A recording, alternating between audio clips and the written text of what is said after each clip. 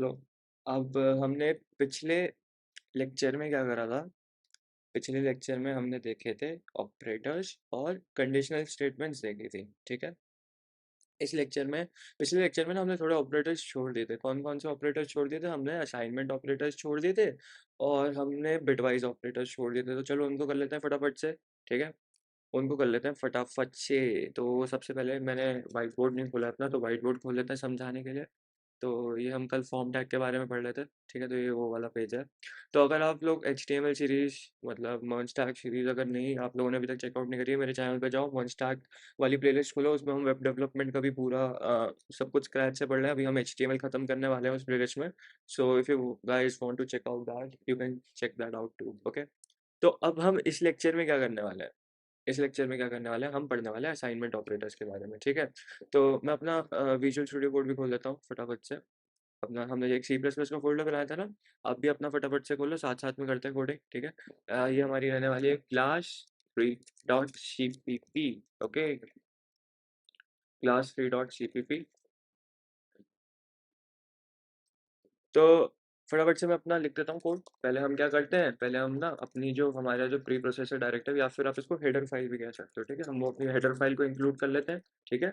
और फिर मैं अपना नेम स्पेस जो मैं स्टैंडर्ड नेम स्पेस यूज़ करने वाला हूँ, मैंने अपने कंपाइलर को बता दिया और ये जो मेरा मेन फंक्शन है ना, इसको मैंने लिखना शुरू कर दिया क्योंकि ये तो ज़रूरी होता है ना, वरना ये हमारे प्रोग्राम का एंट्री पॉइंट है। यहाँ पे आप जो भी लिखोगे यहीं से जो भी आप यहाँ से लिखना शुरू करोगे वही एग्ज़ीक्यूट होगा।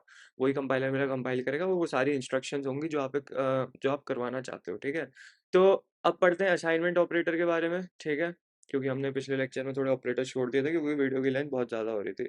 तो असाइनमेंट ऑपरेटर्स, ये क्या होते हैं? असाइनमेंट ऑपरेटर क्या होते हैं? हमने कौन-कौन से ऑपरेटर्स पढ़ लिए? हमने ना टर्नरी पढ़ लिया, हमने रिलेशनल पढ़ लिए और कौन से पढ़े हमने बाइनरी, यूनरी मतलब अरिथमेटिक ऑपरेटर्स भी पढ़ लिए थे और हमने लॉजिकल ऑपरेटर्स भी पढ़ लिए थे। अगर आपको वो सारे ऑपरेटर्स नहीं आते तो मतलब आपने पिछली वीडियो नहीं देखी है, पहले आप वो देख के आओ, ठीक है? और हमने ना कंडीशनल स्टेटमेंट्स भी पढ़ी थी, इफ क्या होता है, if statement, if else if else सब कुछ पढ़ा था, ठीक है? तो अब हम पढ़ेंगे असाइनमेंट ऑपरेटर्स, ठीक है? तो ये ऑपरेटर्स हम यूज़ करते हैं वैल्यूज़ को ना असाइन करने के लिए। वैल्यूज़ को असाइन करने के लिए हम इन ऑपरेटर्स का यूज़ करते हैं, ठीक है? सबसे बेसिक असाइनमेंट ऑपरेटर आ रहा है दिमाग में? सबसे बेसिक असाइनमेंट ऑपरेटर कौन-सा होता है? सबसे बेसिक असाइनमेंट ऑपरेटर जब हम एक वेरिएबल को इनिशियलाइज़ करते थे, जैसे मैंने int a is equal to 5 लिखा है। जब मैंने यहाँ पे int a is equal to 5 लिखा है, ये एक असाइनमेंट ऑपरेटर तो ही है।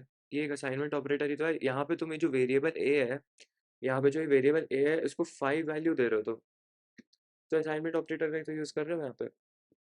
एक असाइनमेंट ऑपरेटर ही होता है और भी बहुत सारे होते हैं। और भी बहुत सारे होते हैं, ठीक है? अब ये तो बेसिक हो गया और बाकी सारे जितने होते हैं उनको हम कहते हैं कंपाउंड असाइनमेंट ऑपरेटर। ये बेसिक असाइनमेंट ऑपरेटर हो गया, बाकी सारे कंपाउंड असाइनमेंट ऑपरेटर होता है, ठीक है? तो उसमें कैसे होते हैं? एक होता है प्लस इक्वल्स टू, एक होता है माइनस इक्वल्स टू और एक होता है स्टार ये इज़ इक्वल टू, एक ऐसा और एक ऐसा। ये बहुत अजीब-सा लग रहा होगा ना? ये एक तरीके का तुम कह सकते हो शॉर्टकट तरीका है, एक तरीके का शॉर्टकट है। अगर हम याद है जब हम int a is equal to 5 लिखे और एक काम करते हैं मैं ना एक ऐसा लिख देता हूँ int b is equal to 5 भी लिख देता हूँ और एक इंट रिज़ल्ट या फिर चलो एक बार दिखाता हूँ तुमको int result is equal to a plus b, ठीक है? यहाँ पे हम क्या कर रहे हैं a और b को प्लस कर रहे हैं, ठीक है? a और b को प्लस कर रहे हैं। तो इस ऑपरेटर का अगर मैं यूज़ करना चाहूँ या फिर तुम ऐसा समझ सकते हो कि अगर मैं ऐसा कुछ लिख दूँ, अगर मैं ऐसा कुछ लिखता हूँ तो a plus is equal to b, इसका मतलब समझ में आ रहा है? इस लाइन को हम ऐसे भी लिख सकते हैं a is equal to a plus b, मतलब जो मैं सम कर रहा हूँ ना a प्लस बी का सम वो मैं a में स्टोर कराना चाहता हूँ। तो यहाँ पे जो तुम a दोबारा लिख रहे हो तुम्हें लिखने की ज़रूरत नहीं है। ये प्लस इक्वल टू ऑपरेटर से मदद से अगर तुम a plus equals to b लिखोगे, अगर ये लाइन लिखोगे तो इस लाइन का मतलब यही है, ठीक है? a plus equals to b का मतलब a is equal to a plus b ही है, ठीक है? अगर मैं इन दोनों का सम कराना चाहता हूँ, इन दोनों को मैं प्लस कराना चाहता हूँ, अगर मैं इन दोनों को प्लस कराना चाहता हूँ और इसका रिज़ल्ट इस वेरिएबल में मैं स्टोर कराना चाहता हूँ, तो मैं ये कैसे कर सकता हूँ? मैं इसी से कर सकता हूँ, कि जैसे a plus is equal to b है, ऐसे ही होगा इसका भी, ठीक है? ऐसे ही होगा का क्या मतलब है यहाँ पे? देखो, इंसान क्या चाहता है फटाफट काम हो, छोटा काम हो। मतलब मेरे को ए प्लस बी लिखने में ज़्यादा कुछ टाइम लगेगा नहीं, बट एक असाइनमेंट ऑपरेटर होता है, इससे आपको ए प्लस दोबारा लिखने की ज़रूरत नहीं है, सीधा a plus is equal to b लिख दिया तुमने। आ रही बात समझ में? एक तरीके का ऑपरेटर है बस, समझना है इस चीज़ को। क्या समझ में आया? एक और बार समझते हैं, एक और बार समझते हैं। अगर मेरे पास int a is equal to 5 है, int a is equal to 5 है, और एक मेरे पास यहाँ पे int b is equal to 3 है। अब तुम चाहते हो इन दोनों को माइनस करा के a में उसकी वैल्यू आ जाए। अगर तुम ऐसा चाहते हो तो तुम क्या करोगे? Minus is equal to assignment operator का यूज कर सकते हो, a minus is equal to b, ऐसा। तो इस लाइन का क्या मतलब है? इस लाइन का मतलब है a is equal to a minus b। आ रही बात समझ में? अगर मैं इन दोनों को मल्टीप्लाई करना चाहता हूँ तो मैं लिखूंगा a मल्टीप्लिकेशन, ये जो हमारा मल्टीप्लाई करने के लिए ये वाला ऑपरेटर, ये होता है ना ऑपरेटर, अरिथमेटिक ऑपरेटर पढ़ा था कल, तो वही है और कुछ नहीं है। तो इसको मैं कैसे इसका मतलब क्या है? a is equal to a into b. एक बार देख लें, एक बार देख लें अपने उसमें जाके। चलो विजुअल स्टूडियो कोड पे चलते हैं। मैं यहाँ पे लिखता हूँ int a is equal to 5, और मैं अपना miscellaneous operator, comma operator use करके एक ही लाइन में दूसरा वेरिएबल भी यहाँ पे डिक्लेयर कर दूंगा, ठीक है? उसको पूरी उसकी डेफिनेशन लिख दूंगा। अब उसके बाद मैं क्या कर रहा हूँ? यहाँ पे मैंने b इज इक्वल टू 3 कर दिया, यहाँ पे मैंने a इज इक्वल टू 5 कर दिया। आ रही बात समझ में? अब क्या करेंगे? अब मैं अब क्या करना चाहता हूँ? मैं a के अंदर ही b को रख मतलब प्लस कर देना चाहता हूँ, a प्लस b करना चाहता हूँ। तो एक बार हम इसको सी आउट करके देखें, a की वैल्यू को सी आउट करके देखें, क्या ये 8 हो गई? इस लाइन का क्या मतलब है? a is equal to a plus b। इन दोनों लाइन का एक ही मतलब है, इसको कमेंट कर देता हूँ, ठीक है? तो अब हम देखते हैं कि क्या हमारा 8 आ रहा है? क्या इधर 8 आ गया? क्या हमारे a में 8 आ गया? आ गया, देखो आ गया। क्लियर हुई बात? क्लियर हुई बात? बात क्लियर हुई? अगर मैं इसकी जगह a माइनस बी लिखता तो कितना आता? अगर मैं ऐसा कुछ लिखता तो इस लाइन का क्या मतलब है? इस लाइन का मतलब है a is equal to a minus b, ठीक है? तो फटाफट से रन करके देखते हैं। 2 आ गया, 5 माइनस 3 2 होता है। आ रही बात समझ में? समझ में आ गई बात? तो आसान था। तो अब आप लोगों का क्या होमवर्क है? आपको बचे हुए ऑपरेटर्स के लिए multiplication equal to assignment operator use करना है, डिवाइड वाला और मॉड्यूलस वाला भी ऐसे ही यूज करके सारे देखना है कि वो काम कर रहे हैं या नहीं कर रहे हैं, ठीक है? मैं सारे नहीं दिखाऊंगा, हम नए टॉपिक पे जा रहे हैं, ठीक है? क्योंकि हमको इस वीडियो में क्या क्या कवर करना है, इस लेक्चर में हमको स्विच स्टेटमेंट्स कवर करनी है, ठीक है? हमको for loop, while loop, do while loop, सारे लूप्स कवर करेंगे आज, ठीक है? तो फिर आई थिंक ये समझ में आ गया होगा, ये सारे ऑपरेटर्स आपको प्रैक्टिस करना है। मैंने प्लस और माइनस वाला यहाँ पे करके दिखा दिया आपको। आ रही बात समझ में? मैं अब इन चीज़ों को कमेंट कर रहा हूँ, ठीक है? आज की क्लास में अभी हमने क्या कवर कर लिया? हमने कौन से ऑपरेटर्स कवर कर लिए? हमने असाइनमेंट ऑपरेटर्स सीख लिए क्या होता है, ठीक है? अब नेक्स्ट चीज़, अब नेक्स्ट चीज़ क्या करने वाले हैं हम? नेक्स्ट चीज़ हम जो करने वाले हैं, अब हम पढ़ने वाले हैं बिटवाइज़ ऑपरेटर्स के बारे में, ठीक है? बिटवाइज़ ऑपरेटर्स के बारे में पढ़ेंगे, चलो। तो ये जो बिटवाइज़ ऑपरेटर्स होते हैं ना, ये जो बिटवाइज़ ऑपरेटर्स होते हैं, ये ऑपरेटर्स डायरेक्ट बिट लेवल के ऑपरेशन परफॉर्म करते हैं। डायरेक्ट बिट लेवल के ऑपरेशंस को परफॉर्म करते हैं, ठीक है? इनमें कौन-कौन से होते हैं? इसमें ना, इसमें अभी हमने लॉजिकल एंड पढ़ा था, अब इसमें हम पढ़ने वाले हैं बिटवाइज़ एंड, ठीक है? हम इसमें पढ़ने वाले हैं बिटवाइज़ एंड, यहाँ पे लिख देता हूँ ये लॉजिकल नहीं है, ये बिटवाइज़ है। हम बिटवाइज़ ऑपरेटर्स पढ़ रहे हैं, ठीक है? बिटवाइज़,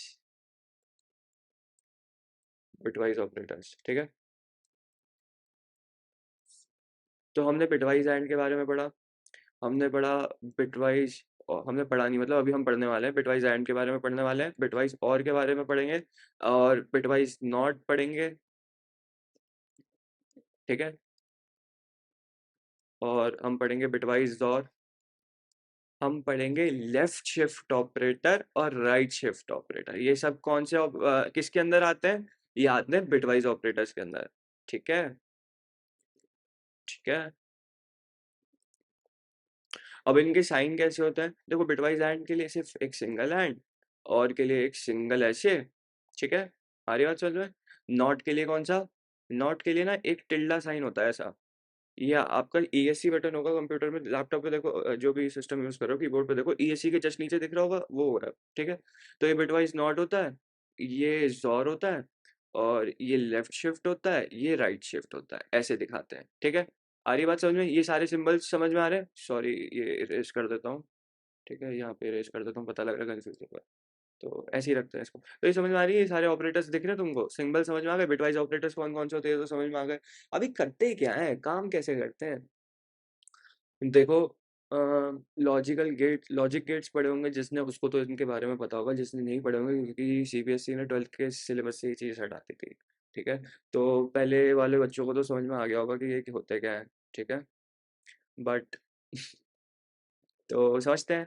वैसे इसको ना बिटवाइज नॉट को कहीं कहीं ना, जैसे जीएफजी पे मैंने देखा था, नॉट नहीं लिखते यहाँ पे ना, वंस कॉम्प्लीमेंट लिखते हैं इसको, ठीक है। तो अगर कहीं पे वंस कॉम्प्लीमेंट लिखा होगा ना तो वो भी सही है, ठीक है।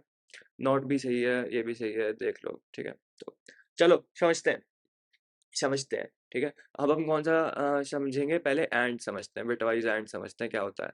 तो एक मैं टेबल बनाता हूँ, ठीक है, एक टेबल बनाते हैं।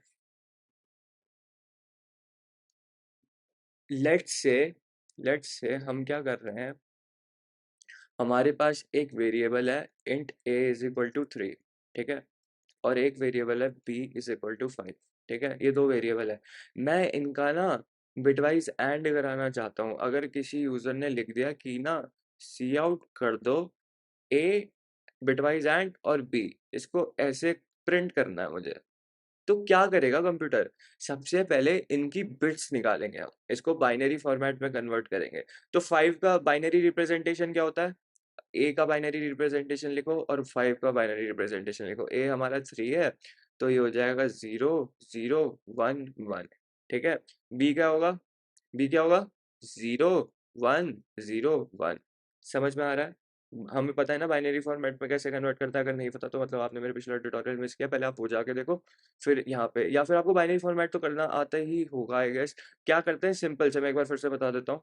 जैसे 5 है, ठीक है, इजी तरीका बता रहा हूँ। या फिर आप इनको 2 की पावर की बेसिस समझ लो, 2 की पावर 0, 2 की पावर 1, 2 की पावर 2, 2 की पावर 3। इन दोनों को मल्टीप्लाई करो, 2 की पावर 0 इंटू 1 प्लस 2 की पावर इंटू 1। या तो एक तरीका ये होता है, या फिर मैं इसलिए क्यों अच्छे से नहीं समझा रहा हूँ, क्योंकि मैं पिछले वीडियो में ना एक बहुत अच्छे से मैंने टाइम देके चीज समझाई थी, इसलिए मैं इस वीडियो में दोबारा नहीं, बस एक रिवीजन दे रहा हूँ। तो अगर आप ये 2 से 5 को डिवाइड करोगे तो 2 2 से 4 होता है, क्या आ गया रिमाइंडर, 1 आ गया, 1 आ गया। एक सेकंड, एक सेकंड, एक सेकंड, ये मैंने डिवाइड क्यों कर दिया रुको, अब ऐसे करते हैं, ठीक है। 2 2 सा 4, यहाँ पे रिमाइंडर 1 आ गया। फिर 2 1 सा 2, यहाँ पे क्या क्या 0 1 0 1, उल्टा लेना है, सारे रिमाइंडर्स को उल्टा ले लेना है। 2 2 सा 2 1 से 2 होता है, 0 रिमाइंडर बचा, 5 को डिवाइड करेंगे, 1 रिमाइंडर बचा, तो 1 0 1, 1 0 1 आया 5 का। हमने फॉर्मेट कन्वर्ट कर लिया, बाइनरी फॉर्मेट में कन्वर्ट कर लिया। ये हमारा कंसर्न नहीं है, इसको छोड़ो, इसको छोड़ो, इन सब चीज़ों को छोड़ो, ये हमने पिछली वीडियो में समझ लिया, दोबारा नहीं समझेंगे, ठीक है। तो हमको ये पता चल गया ये चीज़ कैसे आ रही है हमारे पास, ये बाइनरी फॉर्मेट बिट्स में ये बिट्स कैसे आई है हमारे पास, ये बिट्स आ गई मेरे को। ए को मैंने बिट वाले फॉर्मेट में कर लिया, बी को भी मैंने बिट्स के फॉर्म में लिख लिया, ठीक है। अब मुझे इन दोनों के बीच में एंड ऑपरेशन कराना है, तो ध्यान से देखो, ये होती है हमारी ट्रुथ टेबल, ये होती है हमारी ट्रुथ टेबल, ठीक है। जहाँ पे हमारे पास दो बिट्स हैं, जैसे समझ लो तुम्हारे पास ये फर्स्ट बिट है, एक मैं टेबल बनाता हूँ यहाँ पे, ठीक है। ये हमारी फर्स्ट बिट होगी, ये हमारी सेकंड बिट होगी, ये हमारा रिजल्ट होगा, ठीक है, ये हमारा रिजल्ट होगा, ये हमारी सेकंड बिट होगी, ये हमारी फर्स्ट बिट होगी। तो हम ना यहाँ पे सारे पॉसिबल कॉम्बिनेशंस लिखेंगे। देखो फर्स्ट बिट या तो 0 हो सकती है और सेकंड बिट भी 0 हो सकती है, या फिर फर्स्ट बिट 0 होगी, सेकंड बिट 1 होगी, या फिर सेकंड बिट 1 होगी, फर्स्ट बिट 1 होगी, सेकंड बिट 0 होगी, या फिर दोनों बिट 1 होंगी। यही केसेस बनते हैं, यही केसेस बनते हैं ना, यही केस तो बन सकते हैं जब आप किसी का, अब मेरे को इनका हमको क्या कह रखा है, इन दोनों नंबर्स का ना बिटवाइज एंड करना है। तो हर एक नंबर पे तुम देखो, या तो 1 1 बन रहा है, या 1 0, या 0 1, या 0 0, यही तो पॉसिबिलिटी, और कोई पॉसिबिलिटी एग्जिस्ट ही नहीं करती। तो इन दोनों के हर एक केस के रिजल्ट होते हैं। तो एंड जब आप बिटवाइज एंड कर रहे होते हो तो 0 0 का 0 होगा, 0 1 का भी 0 होगा, 1 0 का भी 0 होगा, और 1 1 का 1 होगा, ठीक है। आ रही है बात समझ में, आ रही है बात समझ में, आ गई बात समझ में, राइट। तो बिटवाइज एंड मेरे हिसाब से समझ में आया होगा कैसे आंसर निकलता है, कैसे आंसर निकलता है, बिटवाइज एंड थोड़ा सा समझ में आया। अब एक बार मैं निकालू, 1 1 के लिए क्या आंसर 1 है, यहाँ पे 1 लिख दिया। 1 0 के लिए क्या है 0 है, 0 लिख दिया। 0 1 के लिए क्या है 0 है, 0 लिख दिया। 0 0 के लिए क्या है 0 है, 0 लिख दिया। आंसर मेरा 0 0 0 1 आ रहा है। अब इसको नंबर पे कन्वर्ट करो, 2 की बार 0 इंटू 1 कितना होगा, 1 ही तो होगा। तो मेरा आंसर 1 आना चाहिए, मेरा आंसर 1 आना चाहिए। वेरीफाई कर ले फटाफट से। चलो कोड एडिटर में चलते हैं, कोड एडिटर में गए, int a is equal to 5 लिख दिया, और b इज इक्वल टू 3 लिख दिया। अब मैं प्रिंट कराना चाहता हूँ a एंड b, ठीक है। कर दो प्रिंट, करा दे प्रिंट फटाफट से। इसको आई गेस ब्रैकेट में लिखना पड़ेगा, ठीक है? ये एक ऑपरेशन है, तुम डायरेक्ट सी आउट स्टेटमेंट, ये प्रिंटिंग स्टेटमेंट होती है। तुम अगर ऐसे डायरेक्ट लिखोगे ना, तो मोस्ट ऑफ द टाइम्स या तो तुम्हें ब्रैकेट लगाना पड़ेगा या फिर तुमको एरर मिलेगा। तो सबसे अच्छी मतलब अच्छी प्रैक्टिस है कि तुम एक नया वेरिएबल बना लो, int result is equal to, और यहाँ पे ऑपरेशन करो, ठीक है? ठीक है? और यहाँ पे रिजल्ट को प्रिंट करा दो, या फिर वहाँ ब्रैकेट यूज़ कर लो, कुछ जो करना चाहते हो वो कर सकते हो। तो मैं इन दोनों का यहाँ पे बिटवाइज़ एंड करा रहा हूँ इन दोनों वेरिएबल्स का, ठीक है? एक बार रन करें, कितना आंसर आ रहा है? 1 आ रहा है? अभी समझ में आ गया 1 कैसे आया? अब क्लियर हुआ होगा कंसेप्ट। क्या करा हमें ना, ये ट्रुथ टेबल आनी चाहिए इस चीज़ के लिए, ठीक है? क्लियर है कंसेप्ट? क्लियर है कंसेप्ट? अब अगर तुम थोड़ा इसको ब्रॉडर वे में सोचो, अगर तुम इसको ब्रॉडर वे में सोचो, तुम्हें लॉजिकल एंड याद आ रहा है? तुम्हें लॉजिकल एंड याद आ रहा है? लॉजिकल एंड क्या था? लॉजिकल एंड क्या था?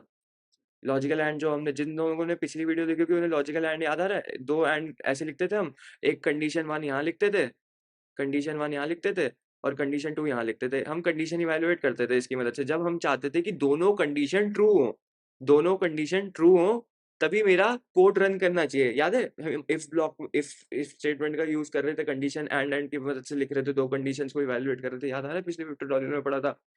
तो तब क्या हो रहा था? जब ये दोनों कंडीशन ट्रू होती है तभी वो चलता है कोड, वरना नहीं चलता। तुम यहाँ पे देख रहे हो, पहली कंडीशन ये एक तरीके से 1 को तुम ऐसे सोच सकते हो कि यहाँ पे जो 1 है ये कंडीशन ट्रू, कंडीशन जब दोनों मेरी बिट 1 होगी तभी मेरा चलेगा आंसर, वरना नहीं चलेगा। तो तुम इसको इससे रिलेट कर पा रहे हो लॉजिकल एंड से? मैं तो ऐसे ही करता हूँ रिलेट। मेरे को हमेशा जब भी याद आता है मैं ऐसे ही याद रखता हूँ कि बिटवाइज़ एंड है। अच्छा, तो हम यहाँ पे बिट्स के उसमें करना चाहते हैं, तो ये ट्रुथ टेबल ऐसी होगी बिट्स में जब हम करना चाहते हैं। जब हम 2 बार ऐसे यूज़ करते हैं मतलब हम लॉजिकल एंड यूज़ कर रहे हैं। लॉजिकल एंड क्यों यूज़ कर रहे हैं? देखो, bitwise operator, logical operator, bitwise and, logical and, logically करना है। मतलब जब कंडीशंस है मेरे पास ज़्यादा, तो मैं ना क्या करूँगा, जब मुझे सारी कंडीशंस चाहिए तो मैं लॉजिकल एंड का यूज़ करूँगा। लेकिन जब मुझे बिट्स में काम करना है, मुझे जब बिट्स में काम करना है तो मैं बिटवाइज़ एंड का यूज़ करूँगा। वो दोनों जगह यही ट्रुथ टेबल रही है यूज़, एक तरीके से देखा जाए तो। क्योंकि वहाँ पे अगर कोई भी कंडीशन ट्रू नहीं है तो सारे तो रिजल्ट हमारा 0 मतलब फॉल्स, राइट? और ये क्लियर हुआ? थोड़ा-सा क्लियर हुआ होगा, ब बट ये प्रैक्टिस के साथ ही क्लियर होगा। और अगर आपने पिछला ट्यूटोरियल देखा है अच्छे से और आपको समझ में आया और अभी आप ये चीज़ समझ रहे हो, तो मेरे को लगता है कि आ गया होगा समझ में, हमने अच्छे से समझ लिया है। एक बार लॉजिकल एंड का फिर से तुम्हें एग्ज़ाम्पल दिखा देता हूँ अगर तुम्हें याद नहीं आ रहा। लेट्स से अगर मैं यहाँ पे ट्रू लिखता हूँ, डायरेक्ट समझते हैं, कोई कंडीशन नहीं बना रहा मैं, कोई एग्ज़ाम्पल नहीं समझा रहा। तो मैं यहाँ लिखूँगा c out and operator is working. हमने वैसे समझा था पिछले ट्यूटोरियल में अच्छे से। तो ये देखो तुम यहाँ पे ट्रू है, दोनों कंडीशन ट्रू है और ये लॉजिकल एंड है, ठीक है? लॉजिकल एंड और बिटवाइज़ एंड में ना प्लीज़ कन्फ्यूज़ मत होना। तो देखो एंड ऑपरेटर वर्क कर रहा है तो मतलब 1 और 1, जब 1 और 1 होगा तो मेरा रिजल्ट भी 1 होगा मतलब ट्रू। अगर इनमें से एक भी फॉल्स हो गया, एक भी मेरा फॉल्स हो गया, तो नहीं हुआ प्रिंट। आ रही बात समझ में? तो मैंने लॉजिकल एंड भी तुम्हारा पिछले लेक्चर का रिवाइज़ करा दिया, ठीक है? तो इसको तुम इसी तरीके से समझना, ठीक है? ट्रू ट्रू होगा तो ट्रू, मतलब true false false, false true false, false false false, ठीक है? तो हमने एंड देख लिया, बिटवाइज़ एंड। इतनी बात समझ में आ गई? चलो अब देखेंगे बिटवाइज़ और, ठीक है? अब हम देखेंगे बिटवाइज़ और, ठीक है?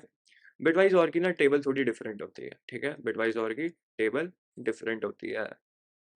सॉरी, स्ट्रेट लाइन्स नहीं बन रही, वो हमारा कंसर्न नहीं है, ठीक है? तो यहाँ पे हम लिखेंगे फर्स्ट बिट, ठीक है? यहाँ पे लिखेंगे सेकंड बिट और यहाँ पे लिखेंगे हम अपना रिजल्ट, ठीक है?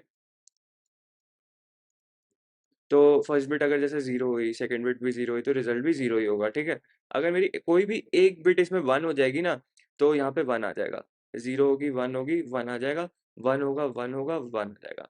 तो याद है लॉजिकल और में क्या था कि एक भी कंडीशन अगर ट्रू हो गई, तो मेरा ब्लॉक ऑफ कोड चल जाएगा। याद है लॉजिकल और में ये होता था? तो ये ट्रुथ टेबल देखो तुम, ट्रुथ टेबल कोई भी एक कंडीशन ट्रू, कोई भी एक कंडीशन ट्रू या फिर दोनों ट्रू, तो आंसर मेरा हमेशा ट्रू आएगा, ठीक है? तो अगर मैं int a is equal to 3 लिखूं और b इज इक्वल टू 5 लिखूं, अब इसको बाइनरी फॉर्मेट में इन दोनों का बिटवाइज और करने की कोशिश करूं, अगर मैं ऐसा ऐसा कुछ करने की कोशिश करूं, करें फटाफट से करें। तो 5 क्या होता है मेरा? 5 होता है 0 1 0 1 और 0 0 1 1, यही होता है ना? यही होता है ना? ये हमारा 3 है और ये हमारा 5 है ना? 2 की पावर 0, 2 की पावर 2 और यहाँ पे 2 की पावर 0, 2 की पावर 1, ये सही लिखा है ना मैंने? एक बार पिछले वाले से देख लेते हैं फटाफट से। 0 0 1 1 0 1 0, ठीक है, सही है। तो अब क्या करना है? अब इन दोनों का बिटवाइज़ और निकालना है, ठीक है? तो 1 1 का मुझे पता है आंसर क्या है? 1 है। 1 0 का मेरे को पता है आंसर 1 है। 1 0 का मुझे पता है आंसर 1 है। तो मेरा आंसर क्या आ गया अब? आंसर क्या है मेरा? 2 की पावर 0, 2 की पावर 1, तो यहाँ पे लिख दूँ फटाफट से, तुम्हें समझ में आ जाएगा। अब इसको वापस नंबर में कन्वर्ट करते हैं, 2 की पावर 0 इंटू 1 प्लस 2 की पावर 1 इंटू 1 प्लस 2 की पावर 2 इंटू 1, तो कितना हो गया? 1 2 4 7, 7 आ रहा है भैया मेरा आंसर। चलो फटाफट देख लेते हैं। देख लेते हैं फटाफट। अब मैं क्या चाहता हूँ, अब मैं चाहता हूँ कि जो मेरा रिजल्ट है ना वो मेरा ए बिटवाइज बी, बिटवाइज और ए और बी के बीच में बिटवाइज और करना चाहता हूँ, और फिर मैं वही रिजल्ट को प्रिंट करा दूंगा। तो यहाँ पे देख रहे हो मैंने दोबारा डिक्लेयर नहीं करा, मैंने दोबारा उस वेरिएबल की वैल्यू चेंज करी, दोबारा उसे डिफरेंट डेटा टाइप के साथ डिक्लेयर नहीं करा। तो एक बार जो वेरिएबल आप डिक्लेयर कर देते हो उसे दोबारा डिक्लेयर नहीं कर सकते हो, ये भी हमने पिछले ट्यूटोरियल में देखा था, राइट।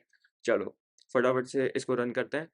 तो मेरा पहले एंड का आ रहा है 1 और का आ रहा है 7, मतलब हमने सही समझा ये चीज।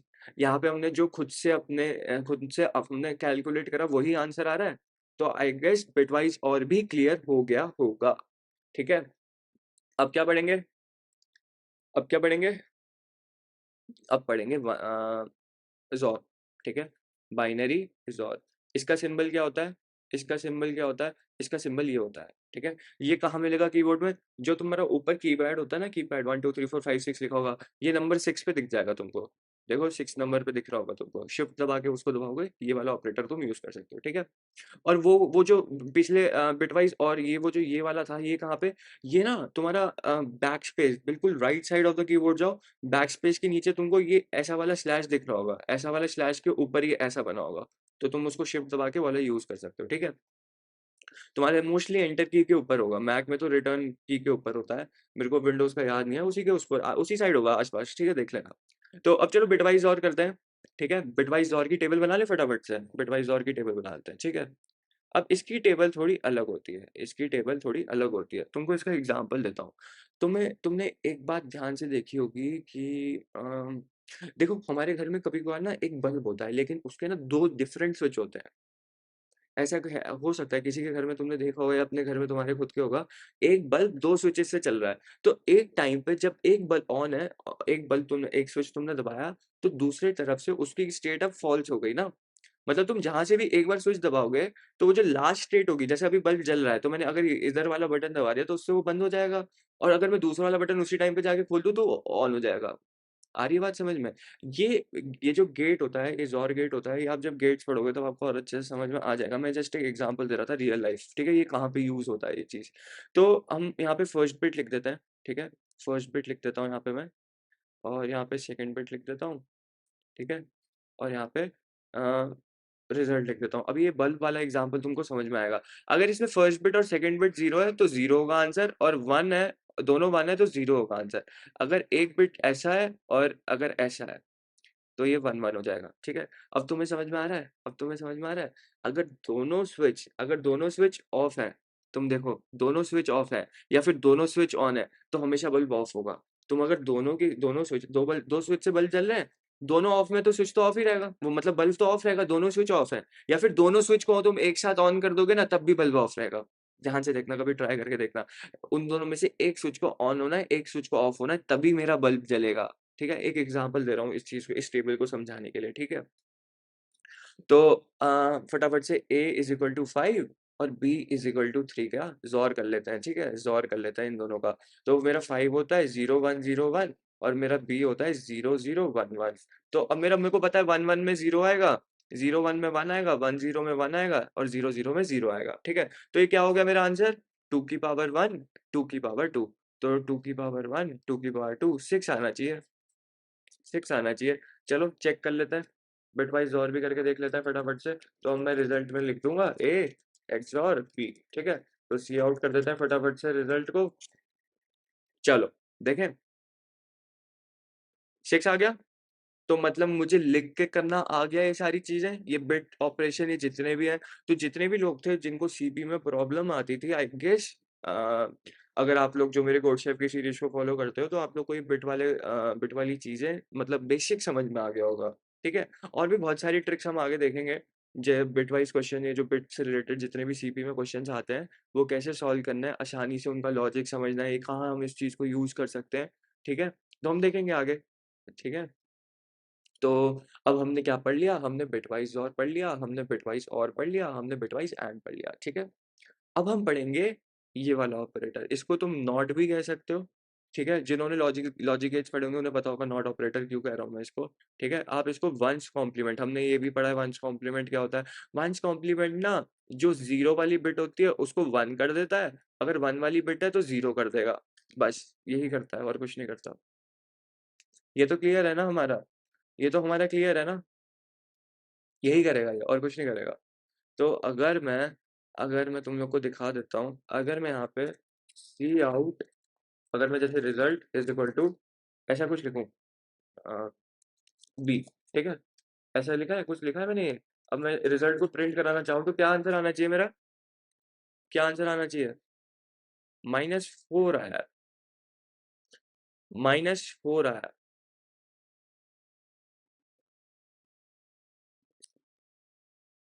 -4 क्यों आया, कोई बता सकता है हमको।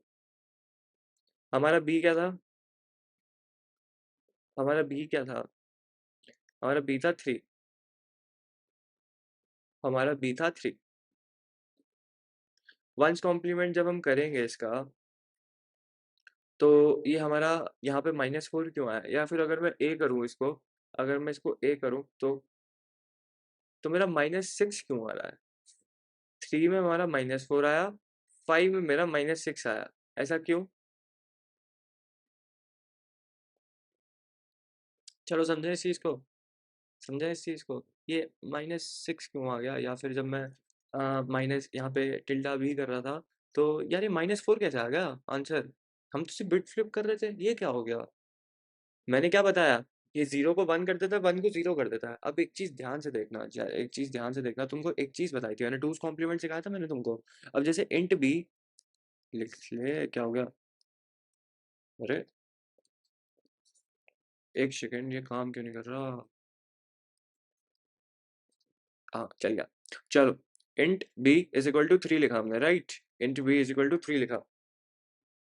तो सी प्लस प्लस में जो टिल्डा ऑपरेटर, जो बिटवाइज नॉट ऑपरेटर के तौर पर यूज करते हैं हम जिसको, उसका मतलब ये होता है कि नंबर के बाइनरी रिप्रेजेंटेशन में जो हर बिट है ना उसको फ्लिप कर दो। मैंने बताया ना, वन का जीरो, जीरो का वन कर देगा, मैंने बताया ना। तो 3 को कैसे लिखते हैं, 3 को लिखते हैं 0 0 0 0। यहाँ पे कितने जीरो होंगे, कितने जीरो, ये 32 बिट्स होती है ना, ये कितनी बिट्स होती हैं, 32 बिट्स होती हैं। 32 बिट्स कैसे हुई, इंट होता है 4 बाइट का, एक बाइट होती है 8 बिट की, तो 32 बिट मतलब 0 0 0 चलते रहेंगे, और आखिरी में यहाँ पे क्या लिखा होगा, 1 1। आ रही बात समझ में। हमने करा ये वाला ऑपरेशन, ये क्या करता है, ये बिट को फ्लिप कर देता है, ये कर देता है बिट को फ्लिप, ये कर देता है बिट को फ्लिप। तो ये हो जाएगा 1 1 1 1 1, जितने भी वन होंगे यहाँ पे स्टार्टिंग में, ठीक है, और यहाँ पे हो जाएगा 0। सॉरी मार्कर थोड़ा, हाँ ठीक है, ये बात क्लियर है। जितने भी हमारे जीरो थे इस साइड को, ये हमारी टोटल है 32 बिट्स, ठीक है, जिसमें से वन और वन हमको बता रहा है कि वो है 3 है, 2 की बार 0 2 की बार 1, इतना क्लियर है। और ये जब हमने बिट फ्लिप करी, ये जो हमने ये करा, ये वाला जो ऑपरेशन करा, तो ये बिट फ्लिप हो गई सारी, ये 1 1 1 1 1 0 0, यहाँ पे 32 बार 1 तो मैं लिख नहीं रहा, ठीक है, इतना बता रहा हूँ मैं तुमको। तो ये चीज समझ में आ गई, तो इसकी वजह से ये -4 आ गया, इसकी वजह से -4 आया, इसकी वजह से कैसे आ गया, ये रिप्रेजेंटेशन -4 का है, चेक कर लो। तुम्हें याद है नेगेटिव नंबर कंप्यूटर में कैसे स्टोर होता है, नेगेटिव नंबर कंप्यूटर में कैसे स्टोर होते थे, टूज कॉम्प्लीमेंट निकालते थे, याद है, एक बार दिखाऊं तुम्हें फिर से, टूज कॉम्प्लीमेंट निकाल के। तो जो टूज कॉम्प्लीमेंट जब हम निकालते थे, तो उसके पहले हम वंस कॉम्प्लीमेंट निकालेंगे किसी नंबर का, तो जब 0 0 0, यहाँ पे 32 बार 0 लिख लेना खुद ही, ठीक है, यहाँ पे, ठीक है, लिख लेना, वो चल नहीं रहा, पता नहीं स्ट्रेट लाइन बनाने की कोशिश कर रहा हूँ, चल नहीं रहा, ठीक है, तो तुम बनाने की कोशिश कर लेना, ठीक है। और अब ये मेरा वंस कॉम्प्लीमेंट भी लिख सकता हूँ मैं, तभी मैं उसको तुमसे क्या कह रहा था मैं, उसको वंस कॉम्प्लीमेंट भी कहते हैं, ये जो नॉट ऑपरेटर है, अगर तुम इसको ऐसे करोगे तो इसको वंस कॉम्प्लीमेंट भी कहते हैं। तो इस नंबर का जब मैं वंस कॉम्प्लीमेंट निकालूंगा, तो ये क्या हो जाएगा, 1 1 1 1 1 1 1, जितनी बार भी होंगे, ठीक है, वो लिख लेना, 32 बिट्स के हिसाब से उतने बार आने चाहिए, और आखिरी में 0 0, ठीक है, ये और एक्सटेंड करेगा यहाँ पे dot dot dot dot dot, ठीक है। तो ठीक है, इतनी बात क्लियर है, इतनी बात क्लियर है ना। तो अब जो मेरा क्या कहते हैं, अब हम क्या करेंगे इसके बाद, अगर अब तुम ये कहोगे कि -4, अब देखो तुम्हें क्या है, ये अगर इस चीज को, अगर मेरे को 3 को -3 करना होता, तो मैं इसमें +1 करता, क्योंकि टूज कॉम्प्लीमेंट में तुम +1 भी करते हो ना, वंस कॉम्प्लीमेंट निकाल के टूज कॉम्प्लीमेंट में +1 करते हो, तो ये क्या हो जाता, 1 1 1 1 1 1, जितने भी वन होंगे आगे, और 0 1। तो इसको हम क्या कहते हैं, इसको -3 कहते हैं। तो अगर यहाँ पे एक 1 नहीं होगा तो -4 ही तो होगा। याद आ रहा है कुछ? नेगेटिव नंबर्स को कैसे रिप्रेजेंट करते थे? नेगेटिव नंबर्स को ऐसे निकालते थे, टूज कॉम्प्लीमेंट ऐसे स्टोर हो रहा है मेरी उस स्पेस मेमोरी, जहां भी तुमने वेरिएबल जो भी उसको अलोकेट हुई है वहां पे ऐसे स्टोर होता है नेगेटिव नंबर। तो अब तुम्हें समझ में आ गया -4 क्यों आ रहा है? क्योंकि हम ये +1 कर ही नहीं रहे, हम टूज कॉम्प्लीमेंट नहीं निकाल रहे, हम सिर्फ वंस कॉम्प्लीमेंट निकाल रहे हैं, जहां पे हम बिट्स को फ्लिप कर दे रहे हैं। तो जितनी मेरे 32 बिट्स जो भी उसको असाइन हुई है ना, तो जितनी जीरो थी वो 1 हो गई और जितनी 1 थी वो 0 हो गई।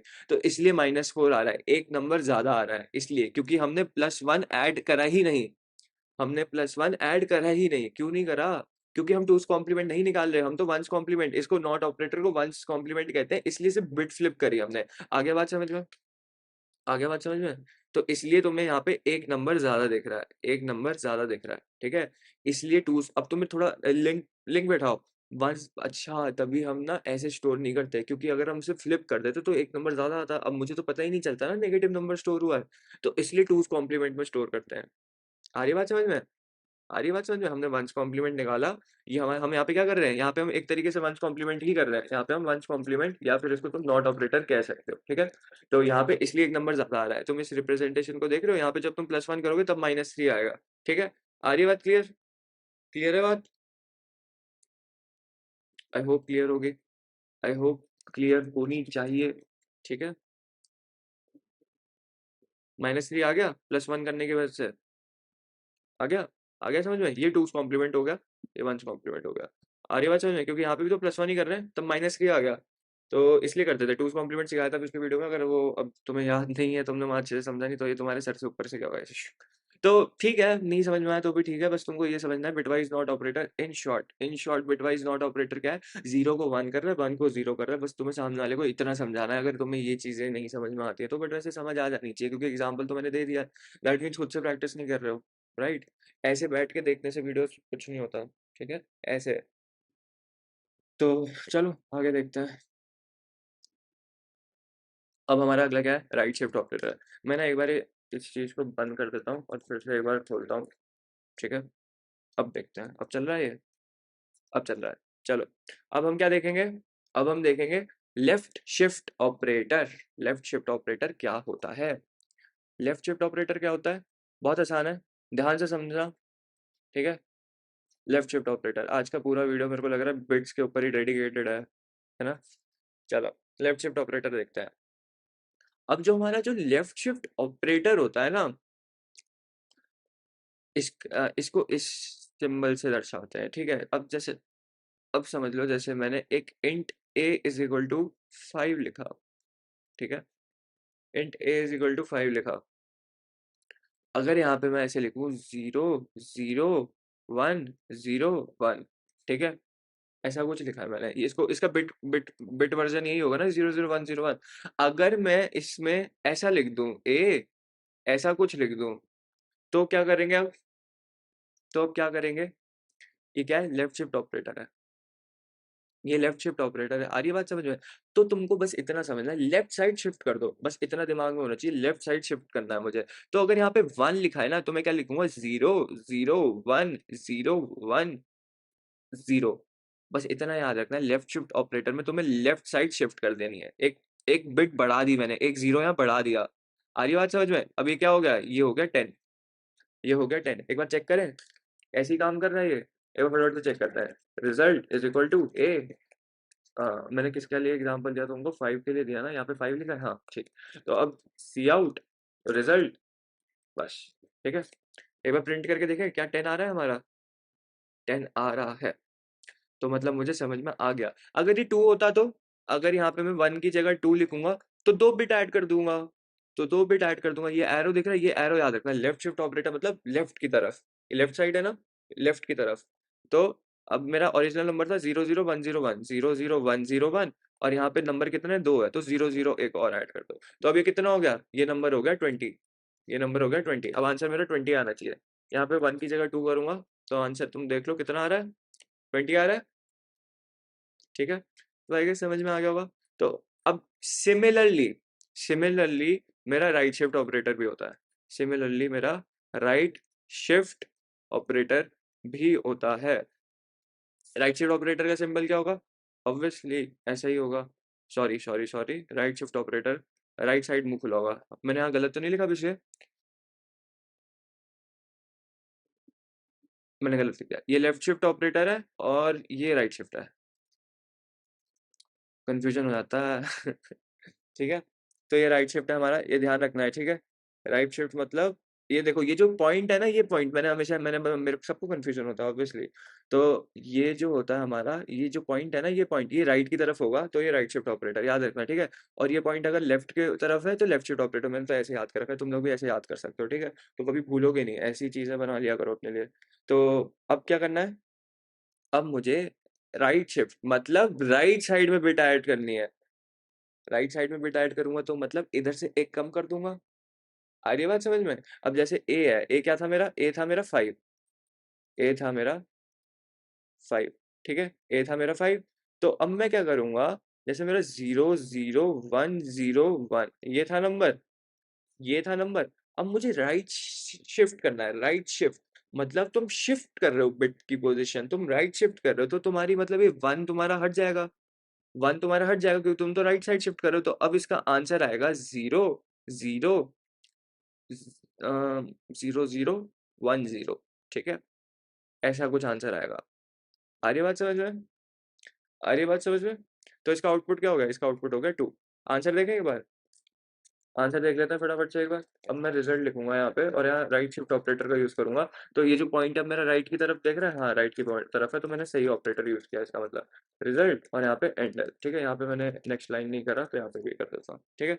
एक बार रन करके देखें क्या मेरा आंसर आ रहा है, 2 आ रहा है, आ रहा है 2, क्लियर है।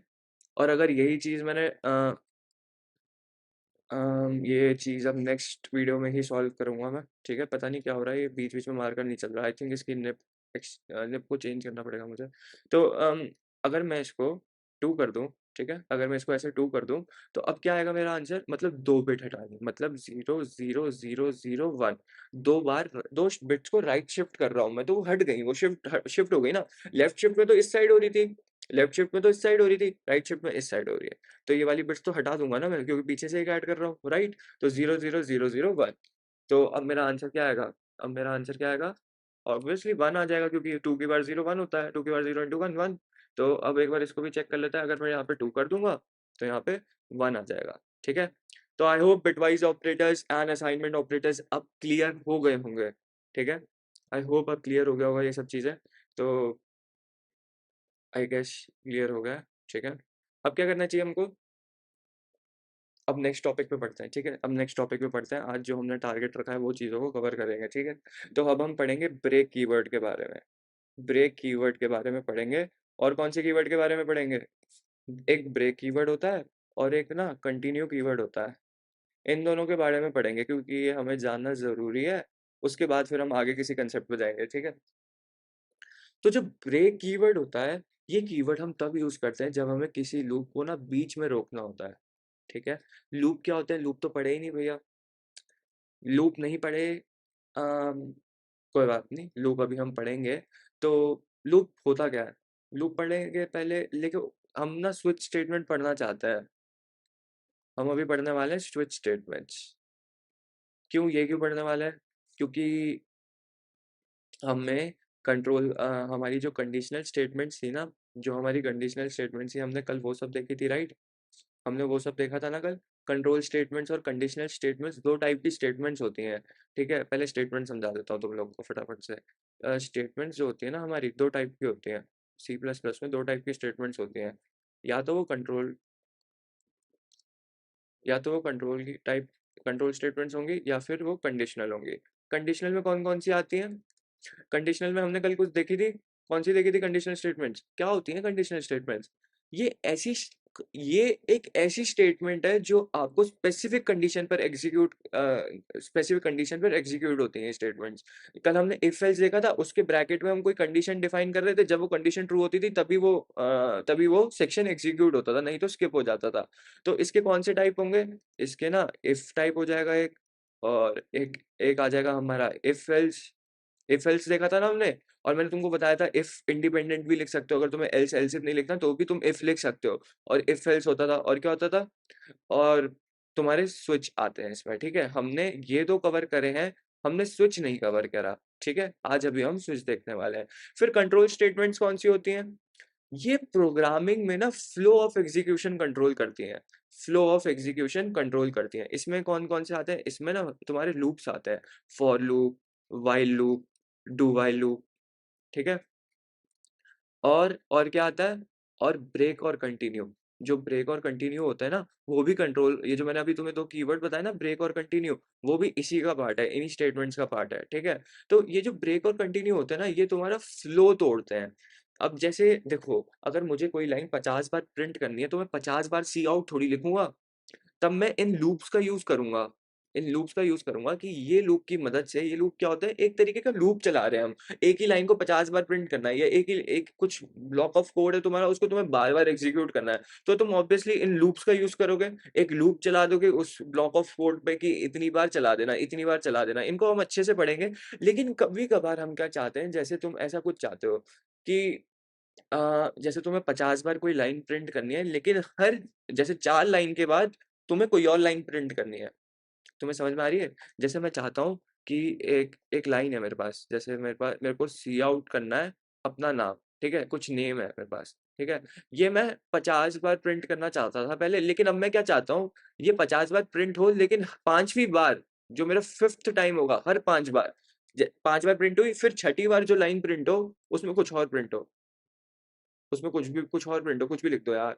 तो हर छठी बार, हर सिक्स्थ बार ना मैं ये लाइन प्रिंट करना चाहता हूँ, ये नहीं करना चाहता। तो या फिर मैं ऐसा कुछ कह रहा हूँ कि अगर अगर कोई जैसे तुम ये प्रिंट कर रहे हो, तुमने नाम प्रिंट करा, तुम्हें 50 बार प्रिंट करना है इसको, ठीक है।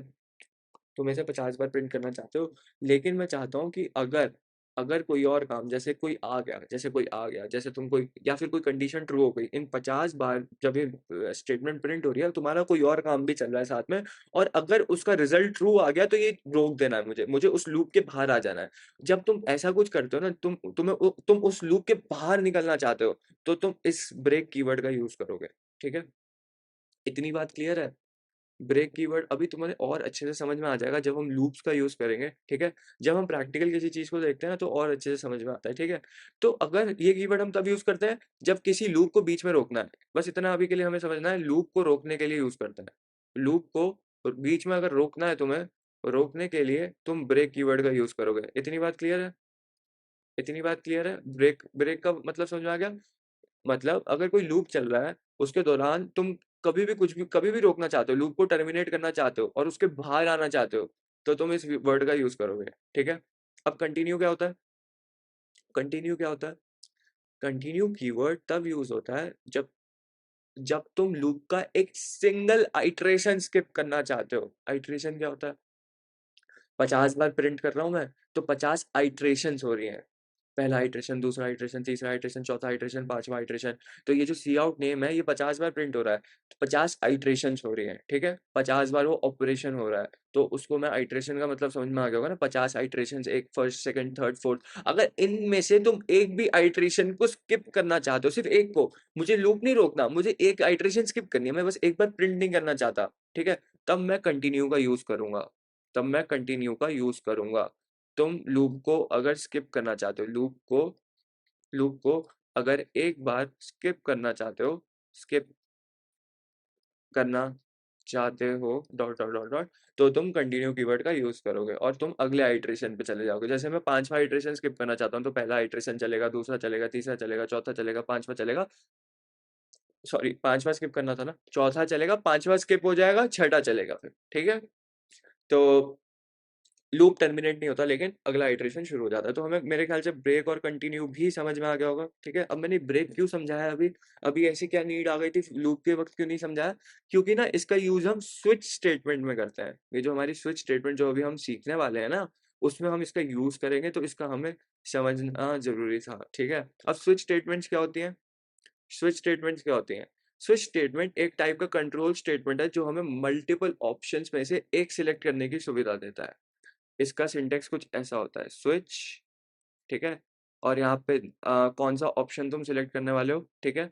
और यहाँ पे तुम्हारे पास मल्टीपल केसेस होते हैं, केस 1, केस 2, केस 3, ठीक है, ऐसा कुछ होता है। और आखिरी में एक डिफॉल्ट केस होता है, ठीक है। अगर इनमें से कोई भी केस तुम्हें यहाँ पे पास करना होगा केस का नंबर। अगर जैसे मैंने केस नंबर 1 कह दिया, तो यहाँ पे केस 1 जो भी तुमने यहाँ पे लाइन्स ऑफ कोड लिखा होगा वो केस एग्जीक्यूट हो जाएगा, ठीक है। इसका हम सीधा जाएंगे और इसका हम लाइव एग्जांपल देखेंगे, ठीक है। तो अब ये जो चीज़ें हमने बिटवाइज वाली देखी थी, इनको मैं कर रहा हूँ कमेंट, ठीक है। इनको मैं कर रहा हूँ कमेंट आउट, और अब हम ये वाली चीज़ देखेंगे अगली। तो यहाँ पे मैं लिख रहा हूँ int day is equal to 3, ठीक है। और इस स्विच के अंदर मैं डाल देता हूँ डे नंबर, ठीक है। अब मैंने तुमको बताया ना, यहाँ पे तुमको केस नंबर पास करना होता है, तो मेरा केस नंबर 3 एग्जीक्यूट होगा। अब मैं यहाँ पे क्या लिखूंगा, केस 1। केस 1 में क्या है, केस 1 में ना भाई तू मेरा मंडे प्रिंट कर दे, मंडे प्रिंट कर देना केस 1 में, ठीक है। और केस 2 में क्या प्रिंट कर देना, केस 2 में ना ट्यूसडे प्रिंट कर देना, ठीक है। केस 3 में क्या करना, केस 3 में ना वेडनेसडे कर देना, केस 4 में थर्सडे कर देना, केस 5 में क्या करना, फ्राइडे कर देना, ठीक है। इतने ही लिख रहा हूँ मैं। और एक डिफॉल्ट केस होता है। डिफॉल्ट केस क्या करता है आपका, डिफॉल्ट केस क्या करता है, डिफॉल्ट केस में ना दिस इज डिफॉल्ट केस, बस। डिफॉल्ट तब रन होता है जब आपके ये सारे केसेस के साथ ये जो वैल्यू मैं दे रहा हूँ ना, अगर ये यहाँ पे मैच नहीं करेगी, अगर ये केस नंबर 1 ये 3 वाली इससे मैच होगी, इन केस के नंबरों से मैच होगी, ठीक है। अगर ये मैच नहीं हुई तो आपका डिफॉल्ट केस रन हो जाएगा। एक बार एक बार रन करके देखूं, एक बार रन करके देखो, तुम एक चीज नोटिस करना क्या हो रहा है। देखो ये हमारा वेडनेसडे आया, थर्सडे आया, फ्राइडे आया और डिफॉल्ट केस आ गया। ऐसा क्यों हुआ, इसने केस 3 यहाँ पे 3 मैच करा, मंडे ट्यूसडे इसने मिस कर दिया, मंडे ट्यूसडे मिस कर दिया, देख रहे हो ध्यान से। वेडनेसडे थर्सडे फ्राइडे लिख दिया और this is the default case लिख दिया। ऐसा क्यों करा इसने, इसका डिफॉल्ट बिहेवियर है ऐसा, ठीक है। जो भी केस मैच हो जाता है ना, उसके बाद के सारे केसेस को ये रन कर देता है। तो हम क्या करते हैं ना, हर केस के बाद एक ब्रेक स्टेटमेंट यूज करते हैं। हर एक हर एक केस के बाद ना आप ब्रेक स्टेटमेंट यूज करोगे, ताकि ऐसा ना हो, ताकि जब मेरा जो केस हो वो मैच करे, उसका जो भी आपको जो भी कोड लिखा है वो रन हो, उसके बाद बस, उसके बाद वाले केसेस एग्जीक्यूट नहीं करने। अब मैं रन करूं तो मुझे दिख रहा है यहाँ पे वेडनेसडे आ रहा है, मैं इसको जूम इन कर दूं, तुम्हें दिख रहा है वेडनेसडे आ गया, तुम्हें दिख रही है ये चीज, इसको बंद कर देते हैं। तो तुम्हें दिख रहा है वेडनेसडे आ रहा है यहाँ पे, तो आई गेस समझ में आ गया होगा। अगर मैं यहाँ पे 1 कर दूं तो अब मेरा मंडे आना चाहिए, आ रहा है मंडे। अब अगर मैं इसको 8 कर दूं तो कोई भी केस मैच नहीं होगा, तो डिफॉल्ट वाला चलना चाहिए। तो this is the default case. यहाँ पे मुझे ब्रेक स्टेटमेंट की जरूरत है डिफॉल्ट के बाद, अरे डिफॉल्ट के बाद तो कोई कोड ही नहीं लिखा, डिफॉल्ट के बाद तो कोड ही नहीं लिखा है कुछ, डिफॉल्ट के बाद तो कोई कोड ही नहीं लिखा ना। तो हटा दे इसको, हटा दे इसको, चल जाएगा अच्छे से, चलाएं। तो यहाँ पे तो जरूरत ही नहीं था, यहाँ पे जरूरत नहीं थी, ठीक है। तो आई गेस समझ में आ गया होगा, ठीक है। आई गेस समझ में आ गया होगा ब्रेक क्यों यूज करते हैं। ब्रेक आप अगर कोई भी कंट्रोल फ्लो को तोड़ना चाहते हो, कोई भी कंट्रोल फ्लो को तोड़ना चाहते हो, तो आप ब्रेक स्टेटमेंट का यूज करोगे, ठीक है। तो I guess switch statements clear है। हमने स्विच का भी एग्जांपल देख लिया। यहाँ पे हम क्या कर रहे हैं, एक डे वेरिएबल मैंने बना रखा है जिसको मैं चेक कर रहा हूँ। अगर पता है क्या, तुम इसको यहाँ पे सिर्फ डे को इनिशियलाइज करो और यूजर से कहो enter enter the number of day, ठीक है। और मैं यहाँ पे सिन की मदद से यूजर से उसका डे पूछ लूंगा, ठीक है। तो अब पूछें उससे डे, अगर मैं जैसे मुझे फ्राइडे चाहिए तो मैं 5 डाल देता हूँ फ्राइडे, ठीक है। आप यूजर से इनपुट लेके भी ऐसे स्विच स्टेटमेंट्स को एग्जीक्यूट करा सकते हो, ठीक है। तो यहाँ हमने स्विच के अंदर डे वेरिएबल को चेक कर रहे हैं, और अगर डे 1 होता है तो मंडे, टू तो ट्यूसडे, मतलब समझ में आ गया ना। और अगर कोई भी उससे मिलेगा नहीं तो डिफॉल्ट केस एग्जीक्यूट कर देगा। तो हमें समझ में आ गया होगा स्विच स्टेटमेंट्स क्या होती हैं, ठीक है। और हमने अपनी कंडीशनल स्टेटमेंट्स को कवर कर लिया। ये कौन सी स्टेटमेंट्स होती हैं, ये कंडीशनल स्टेटमेंट्स जो होती है ना, ये एक तरीके से तुम इनको ये कह सकते हो कि कंट्रोल स्टेटमेंट्स का एक हिस्सा ही है, ठीक है। तो हम ऐसा कह सकते हैं कि हर एक कंडीशनल स्टेटमेंट एक कंट्रोल स्टेटमेंट होती है, लेकिन हर कंट्रोल स्टेटमेंट कंडीशनल स्टेटमेंट नहीं होती है, ठीक है। Conditional can be control statement, all the conditional statements are control statements, but all control statements are not conditional statements। ये चीज याद रखनी है आपको, ठीक है। कंडीशनल स्टेटमेंट्स क्या होती है, जो एक स्पेसिफिक कंडीशन जो एक स्पेसिफिक कंडीशन के ट्रू होने पर ही एग्जीक्यूट होंगे। और हमारे कंट्रोल स्टेटमेंट्स क्या होती हैं? कंट्रोल स्टेटमेंट्स यार वो वाली स्टेटमेंट्स होती हैं जो एक प्रोग्राम, जैसे तुम प्रोग्रामिंग में कोई फ्लो, किसी फ्लो में तुम किसी कोई ब्लॉक ऑफ कोड को एग्जीक्यूट करना चाहते हो, तब तुम कहोगे कि वो कंट्रोल स्टेटमेंट है, ठीक है?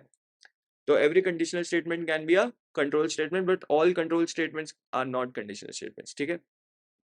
तो आई थिंक ये बात क्लियर हो गई होगी, ठीक है? तो ऑलरेडी वीडियो की लेंथ बहुत ज़्यादा हो चुकी है और हमें लूप्स भी कवर करने थे इस वीडियो में। तो इस वीडियो में नहीं करते हैं वो, फिर लूप्स, ये जो for loop, while loop, do while loop करेंगे हम अगले वीडियो में, ठीक है? आज के लिए फिर बस इतना ही, मिलते हैं नेक्स्ट वीडियो में, ठीक है? आज हमने बहुत सारे ऑपरेटर्स देखे, असाइनमेंट ऑपरेटर्स, लॉजिकल ऑपरेटर्स, ठीक है? और क्या देखा हमने? हमने लॉजिकल ऑपरेटर्स नहीं, बिटवाइज़ ऑपरेटर्स देखे थे। लॉजिकल ऑपरेटर्स भी देखे थे, थोड़ी अंडरस्टैंडिंग और बढ़ाई लॉजिकल ऑपरेटर्स की, और हमने बिटवाइज़ ऑपरेटर पढ़ा। और क्या पढ़ा हमने? कंडीशनल स्टेटमेंट्स देखी, कंट्रोल स्टेटमेंट्स देखी, इफ एल्स थोड़ा-सा आपको और अच्छे से समझ में आ गया होगा, क्योंकि मैंने कंडीशनल स्टेटमेंट्स और थोड़े से इसकी डेफिनेशन समझाई आपको। स्विच स्टेटमेंट समझ में आ गई होगी, ब्रेक और कंटिन्यू वर्ड क्या होते हैं ये दोनों, ठीक है? उनके एग्ज़ाम्पल्स देख लें, ब्रेक और कंटिन्यू के एग्ज़ाम्पल्स देखने हैं तुमको? अगले वीडियो में देखेंगे ब्रेक और कंटिन्यू की वर्ड की, क्योंकि फिर मैं फॉर लूप, व्हाइल लूप चला के तुमको और अच्छे से समझाऊंगा। वैसे तुमने ब्रेक का एग्जांपल यहाँ पे देख ही लिया, ठीक है? अगर ये ब्रेक हटा दोगे तो सारे केसेस चल जाएंगे, जो भी केस मैच करेगा उसके नीचे के सारे केसेस चल जाएंगे, ठीक है? तो ये ब्रेक कीवर्ड लगाना तुम्हारा इंपॉर्टेंट है। तो anyways, that will be all for this lecture. See you in the next class where we will be focusing on loops and we will see more examples for break and continue. Okay, so that's all. Thank you.